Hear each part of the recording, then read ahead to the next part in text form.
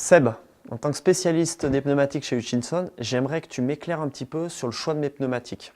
Qu'est-ce que je dois prendre comme pneu?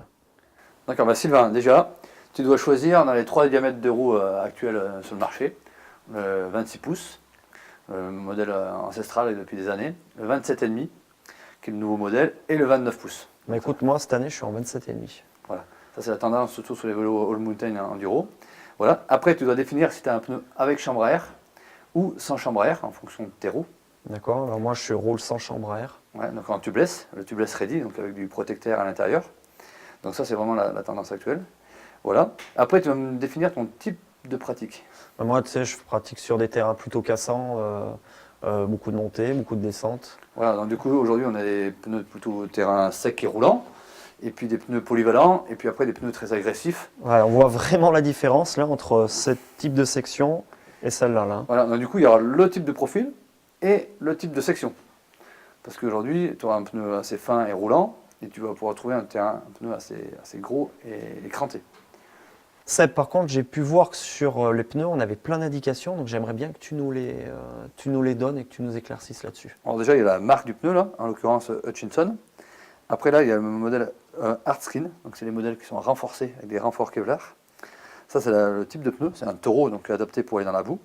RR, ça c'est le type de gomme, la Race Riposte, la gomme assez tendre. Après on retrouve le sens de roulement, donc de rotation, donc en anglais rear front, donc en fonction d'un pneu à l'avant qui va être plus directif et à l'arrière plus accrocheur. Donc ça veut dire que ce pneu, il peut faire pneu avant et pneu Tout à arrière. fait. Voilà. J'ai juste besoin d'inverser le sens. Après, très important, 26 pouces, donc, ou 27,5 ou 29 pouces. La section, donc 2,35, ça c'est la version plutôt large, type enduro descente. Voilà. Du coup, après, très important aussi, est-ce que c'est un pneu tube type à chambre à air ou tubeless sans chambre à air, hein. Voilà. Et après, on trouve la norme ETRTO internationale en millimètres, donc 57 mm de large, hein, et 559, c'est le diamètre de la roue qui correspond aux 26 pouces. Ça veut dire que pour les curieux, ils peuvent s'amuser à mesurer Ouais. et ils retrouveront Voilà. automatiquement la correspondance avec ce qui est Ce qui affiché. est très important pour comparer des fois d'une marque à l'autre. Et après, alors la pression des pneus, tout le monde ne fait pas toujours attention. Donc ce pneu a une pression minimale conseillée de 1,8 bar et maximum de 4 bars qu'on va régler en fonction de son poids, de son type de pratique, de son terrain.